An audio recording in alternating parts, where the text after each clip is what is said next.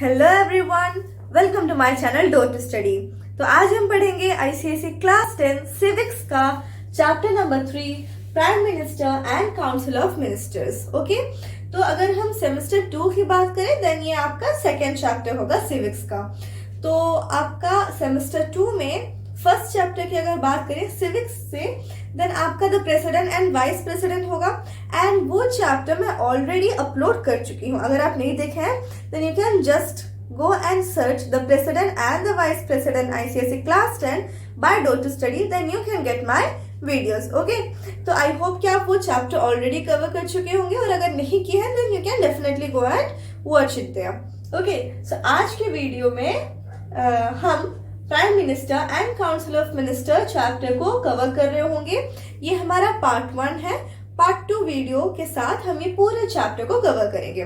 Okay, तो as you all know आपके syllabus के हिसाब से बहुत सारा पोर्शन इसमें से हटा दिया गया है, like the functions, that is a function of prime minister which includes policy making, administrative functions, legislative function, financial function and emergency functions. ये सारे फंक्शंस जो है ये सब आपके पोर्शन से आपके सिलेबस से डिलीटेड है। आज की वीडियो में हम appointment, formation of council of ministers, tenure, ये जो टॉपिक्स है इन सबको कवर कर रहे होंगे। Okay, so without wasting time let's get started. See, as per our constitution हमारे जो प्रेसिडेंट होते हैं he is the nominal head of the country. Understood? All the real functions are performed by the Prime Minister and the Council of Ministers. Okay, so जो means the Constitution of India provides for a Council of Ministers with the Prime Minister at the head to aid and advise the President. ये जो Council of Ministers होते हैं उनका head होते हैं Prime Minister and Prime Minister assists and advise the president. Okay, तो हमारा एक पार्लियामेंट्री फॉर्म ऑफ गवर्नमेंट है और इस गवर्नमेंट में हमारा जो हेड ऑफ द स्टेट है, दो president is the head of the state but he is just a nominal head. All the actual works and powers is in the hands of the prime minister. Understood? Because on his advice the president takes the action. अब बात करते हैं ये जो prime minister है इनका appointment कैसे होता है। प्राइम मिनिस्टर को कौन अपॉइंट करते हैं? Who appoints the prime minister? President appoints the prime minister. Okay, but ये जो अपॉइंटमेंट जो करते हैं इसका भी एक प्रोसेस होता है, isn't it? Because everything has its own way और उस प्रोसेस के थ्रू हमारे प्राइम मिनिस्टर का इलेक्शन होता है। So after the Lok Sabha election, Lok Sabha में जो पार्टी मेजोरिटी होल्ड कर रहे होंगे वो पार्टी के मेंबर्स एक लीडर को चूज करेंगे। They will elect one leader from that party itself. Okay, and this leader would be appointed as the Prime Minister of India by the President of India. Understood?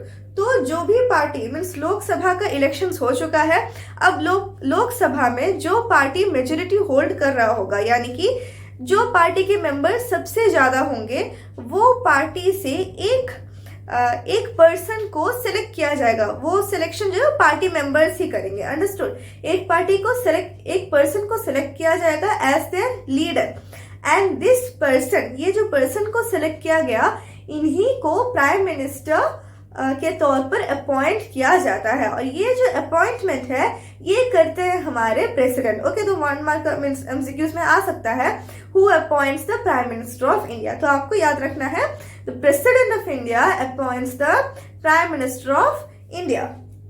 Understood? तो ये case होता है जब एक clear majority होता है।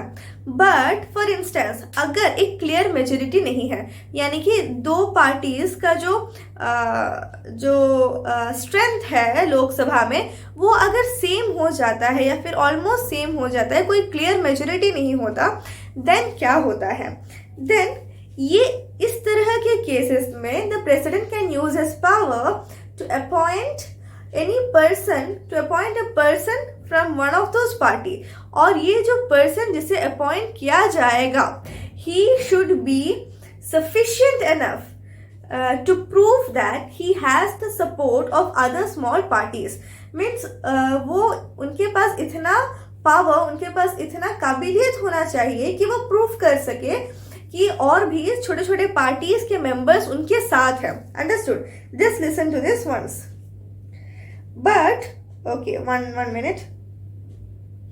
When no single political party secures an absolute majority in the Lok Sabha, the president may have some option in the appointment of the prime minister. But the president has to appoint that person who can prove that he has the support of some smaller groups or parties in order to have majority in the house. Okay, this is exactly what I said now, isn't it? तो हम जो prime minister का appointment का process है उसके बारे में भी बात कर लिए. नेक्स्ट बढ़ते हैं काउंसिल ऑफ मिनिस्टर्स के बारे में. As per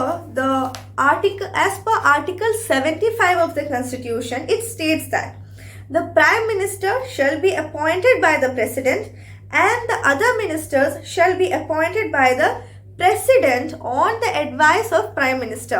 Prime Minister और Council of Ministers दोनों को अपॉइंट जो है वो हमारे प्रेसिडेंट ही करते हैं.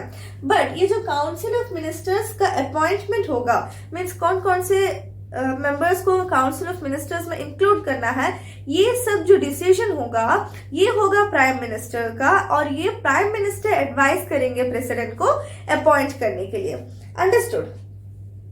सो नॉर्मली क्या होता है, जो पार्लियामेंट के मेंबर है उन्हीं पर्सन्स को अपॉइंट किया जाता है as council of ministers. But अगर ऐसा सिनेरियो होता है जहां पर एक पर्सन जो पार्लियामेंट का मेंबर नहीं है वो अपॉइंट हो जाता है as a minister, then he has to join the parliament within 6 months from the day of his appointment. Understood? See, in case a non-member is appointed as a minister, he must be elected or nominated to the parliament within 6 months from the date of his appointment. Means आज अगर उन्हें elect किया गया, आज अगर उन्हें appoint किया गया, देन आज से 6 मंथ तक उन्हें टाइम है कि वो पार्लियामेंट में नॉमिनेट होकर या इलेक्ट होकर आ जाए. और अगर वो पार्लियामेंट के मेंबर नहीं बन पाते हैं ये 6 months के दौरान, then he has to resign from the parliament. Then he has to resign from his position. Understood? ये एक स्पेशल केस है, आप कह सकते हैं. Then,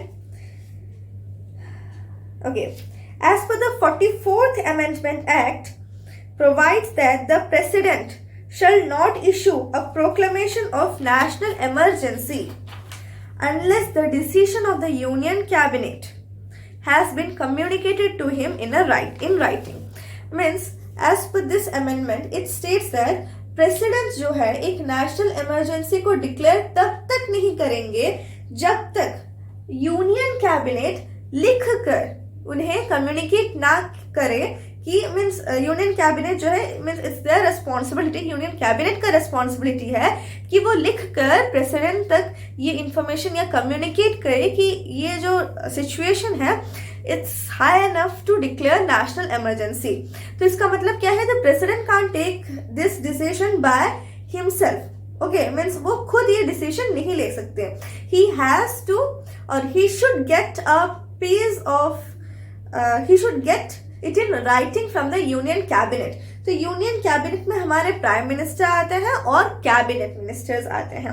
ओके, तो पहले जो था ये जो कैबिनेट मिनिस्टर्स टर्म था ये इतना प्रोमिनेंट नहीं था, बट ये अमेंडमेंट के आने के बाद एक कैबिनेट रैंक कैबिनेट मिनिस्टर्स जो है वो थोड़े प्रोमिनेंट हो गए. इसी वजह से हम देखेंगे कि जो काउंसिल ऑफ मिनिस्टर्स होते हैं इसमें 3 तरह के मिनिस्टर्स होते हैं.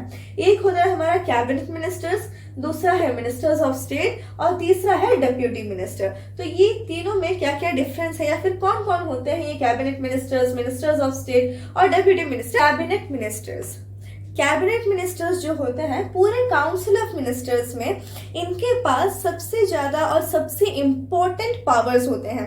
Like means they have important portfolios like home, defence, finance, external affairs, railways, etc.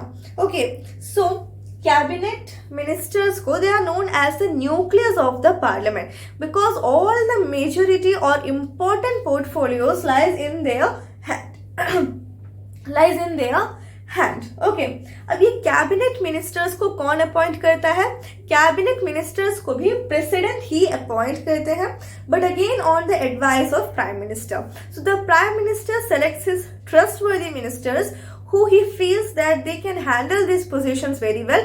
उनको प्राइम मिनिस्टर सजेस्ट करते हैं, एडवाइस करते हैं प्रेसिडेंट को, and the president appoints them as the cabinet ministers. Okay, and these cabinet ministers only have the right to attend the meeting of the cabinet or to attend cabinet meetings. जो cabinet meetings होते हैं उनमें बस ये cabinet ministers ही participate करते हैं. Okay, next one is ministers of state. Then they are the second category of ministers. They may or may not hold an independent charge of any portfolio. जैसे हमारे cabinet ministers को special portfolios दिए गए हैं like railway, defence, home, finance etcetera, इस तरह के portfolios जो है वो मिनिस्टर्स ऑफ स्टेट को मिल भी सकते हैं, नहीं भी मिल सकते हैं, बट इट्स नॉट ऑब्वियस कि उन्हें मिलेगा. Understood? And they come in the second category और they are in the they are the second category of ministers. They means the prime minister may or may not consult them like he consult the cabinet minister. जैसे cabinet ministers से हर एक particular department या फिर उनके means हर एक important affair के बारे में जैसे प्राइम मिनिस्टर डिस्कस करते हैं कैबिनेट मिनिस्टर्स के साथ, इस तरह से होम मिनिस्टर्स के साथ मिनिस्टर्स ऑफ स्टेट के साथ डिस्कस कर भी सकते हैं, नहीं भी कर सकते हैं. और अगर जो मिनिस्टर्स ऑफ स्टेट है उनके डिपार्टमेंट, उनके एरिया से रिलेटेड कोई टॉपिक है, then they may be called to the meeting. These ministers of state do not attend the cabinet meetings. Understood? Then the third one is deputy ministers. They are the third category of ministers and they do not attend any meetings like cabinet meetings. Okay, and they assist. उनका ये जो हमारे deputy ministers होते हैं ये cabinet ministers और ministers of states को assist करते हैं. Understood? Means they advice them, they help them. ये सब ड्यूटी जो होता है ये सब हमारे डेप्यूटी मिनिस्टर्स करते हैं. Okay, so this is all about the council of ministers. अब हम बात करते हैं कैबिनेट, उसके फॉर्मेशन और टर्म ऑफ ऑफिस के बारे में. सो the cabinet is composed of a small but important body of senior leaders of the party who are included in the council of ministers. Yes, जो कैबिनेट मिनिस्टर्स है वो obviously council of ministers में involve है. तो ये जो cabinet है, cabinet में जो नंबर ऑफ मेंबर्स होते हैं दे आर लेस, जो नंबर ऑफ मिनिस्टर्स होते हैं दे आर लेस, बट जो भी मेंबर्स होते हैं, जो भी मिनिस्टर्स हैं, they are the senior, means वो पार्टी के, वो पर्टिकुलर पार्टी के सीनियर लीडर्स होते हैं.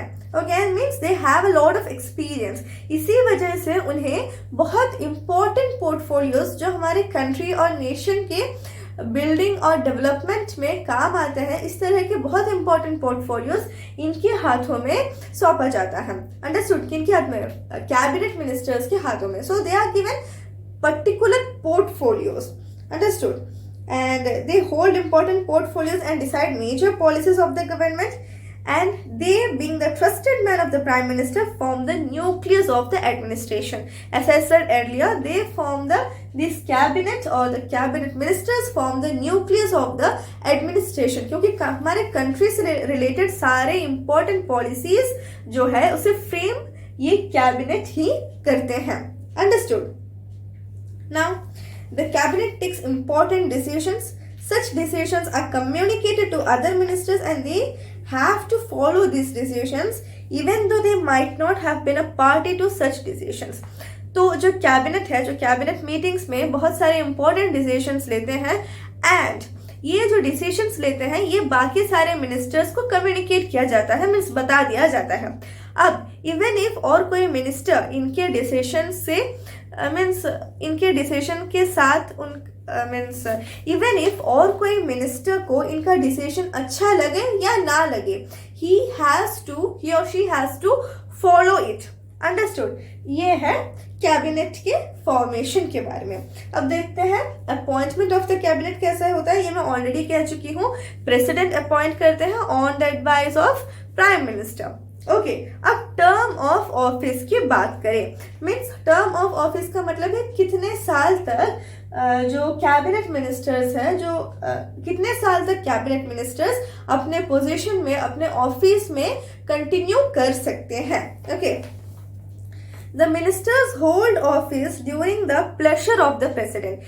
It means the president has the power to कि वो किसी भी मिनिस्टर के टर्म ऑफ ऑफिस को रिड्यूस कर दे, but all the power does not lie in the hands of president. Okay, ये जो पावर है this is mainly enjoyed by the Lok Sabha. The ministers can continue in their position as long as they have the confidence of the Lok Sabha। यानी कि जो लोकसभा के members हैं उनका support जब तक है तब तक ये कैबिनेट मिनिस्टर्स अपने ऑफिस में कंटिन्यू कर सकते हैं।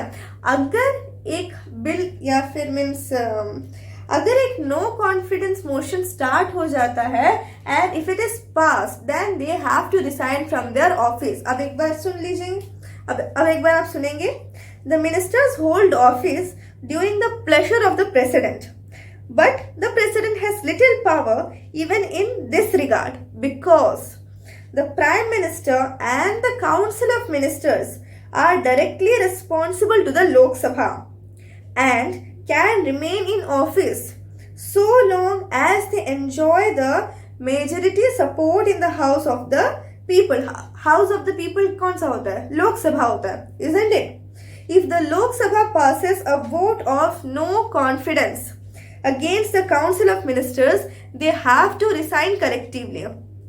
अंडरस्टूड? तो ये वोट ऑफ नो कॉन्फिडेंस कब पास होता है? जब उन्हें लगता है, जब लोकसभा के मेंबर्स को लगता है कि जो भी हो रहा है, प्रोसीजर्स जो भी चल रहा है कुछ सही तरीके से नहीं चल रहा है। तो इन सब केसेस में, इन सब टाइम्स पर इस तरह के vote of no confidence pass किया जाता है and the whole council of minister has to resign from the office. Understood? The second one is the council of ministers are collectively responsible to the Lok Sabha.